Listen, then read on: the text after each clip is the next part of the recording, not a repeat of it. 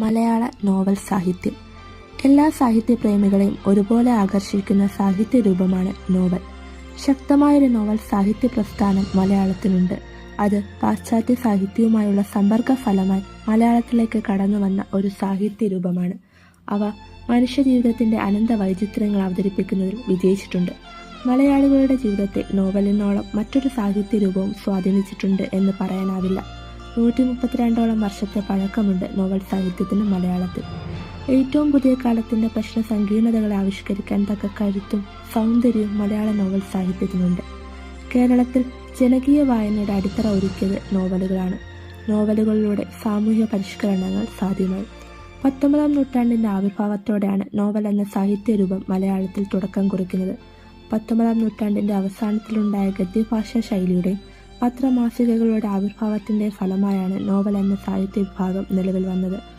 Arch deacon Koshy എഴുതിയ പരദേശി മോക്ഷയാത്ര 1847-ലും കല്ലൂർ ഉമ്മൻ ഫിലിപ്പോസിന്റെ ആൾമാറാട്ടം 1860-ലും മിസസ് കോളിൻസിന്റെ കാതകവധം 1872-ലും ആർച്ച് ഡീക്കൻ കോശിയുടെ പുല്ലേലി കുഞ്ചു 1822-ലും അപ്പു നെടുങ്ങാടിയുടെ കുന്തലത 1887-ലും പുറത്തിറങ്ങുകയുണ്ടായി.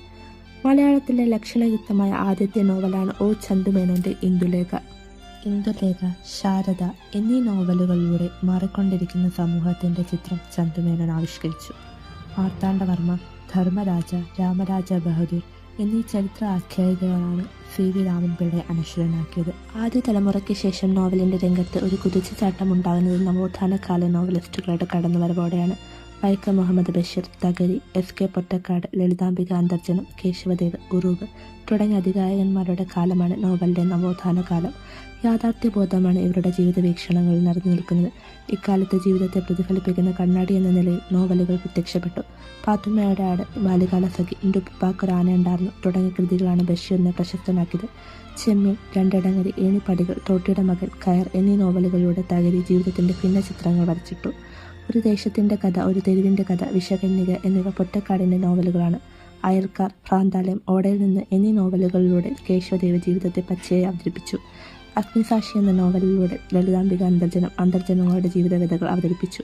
സുന്ദരികളും സുന്ദരന്മാരും, ഉമ്മാച്ചു, മിണ്ടാപ്പെണ്ണ് എന്നീ നോവലുകൾ ഉറൂബിന്റെ തനതായ വ്യക്തിത്വം വെളിപ്പെടുത്തുന്നവയാണ്. നവോത്ഥാന നോവലിസ്റ്റുകളെ പിന്തുടർന്ന് കടന്നു വന്നത് MT വാസുദേവൻ നായരുടെയും NB മുഹമ്മദിന്റെയും കോവിലന്റെയും മാധവിക്കുട്ടിയുടെയും T പത്മനാഭന്റെയും തലമുറയാണ്.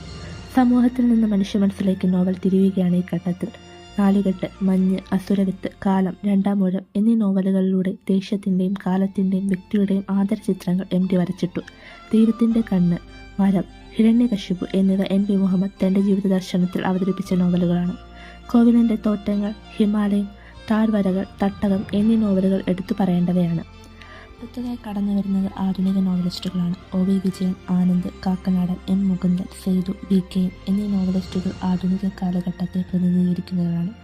ആധുനിക കാലത്തെ മനുഷ്യരുടെ സംഘർഷങ്ങളും ജീവിത ദർശനവുമെല്ലാം ഈ നോവലിസ്റ്റുകൾ വ്യത്യസ്തമായ രീതിയിൽ അവതരിപ്പിച്ചു. ഉത്തരാധുനികം എന്ന് വിളിക്കുന്നതാണ് അടുത്ത ഘട്ടം. N Prabhakaran, Sarah Joseph, CV Balakrishnan, NS Madhavan, Benyamin തുടങ്ങിയ എഴുത്തുകാർ ഈ ഘട്ടത്തിൽ നോവൽ സാഹിത്യത്തെ സമ്പന്നമാക്കിയവരാണ്. ആലാഹയുടെ പെൺമക്കൾ, മാറ്റാത്തി എന്നീ നോവലുകളിലൂടെ സ്ത്രീകളുടെ ജീവിതത്തിന്റെ സൂക്ഷ്മ ചിത്രങ്ങൾ സാറ ജോസഫ് അവതരിപ്പിക്കുന്നു. NS മാധവന്റെ ലണ്ടൻ ബത്തേരിയിലെ രുക്മിണിയ, ബെന്യാമിന്റെ ആടുജീവിതം, മഞ്ഞവീർ മരണങ്ങൾ എന്നിവ ഉത്തരാധുനിക കാലഘട്ടത്തിലെ ശ്രദ്ധേയമായ നോവലുകളാണ്. KR മീരയുടെ ആരാച്ചാരം എടുത്തു പറയേണ്ട ഒരു നോവലാണ് ഈ ഘട്ടത്തിൽ. മലയാള നോവൽ ഇന്ന് ഉത്തരാധുനികാനന്തര കാലഘട്ടത്തിൽ എത്തി നിൽക്കുന്നു. ഇതിവൃത്തത്തിൽ എന്നതിലേറെ അവ ഭാഷാതലത്തിലാണ് ശക്തമായ പരീക്ഷണങ്ങൾ നടത്തുന്നത്. ഒരു ദീർഘകഥയല്ല ഇന്ന് നോവൽ, അതൊരു സാഹിത്യരൂപം എന്ന പോലെ തന്നെ സങ്കീർണമായ ഒരു ഭാഷാശില്പവും ആയിക്കൊണ്ടിരിക്കുകയാണ്.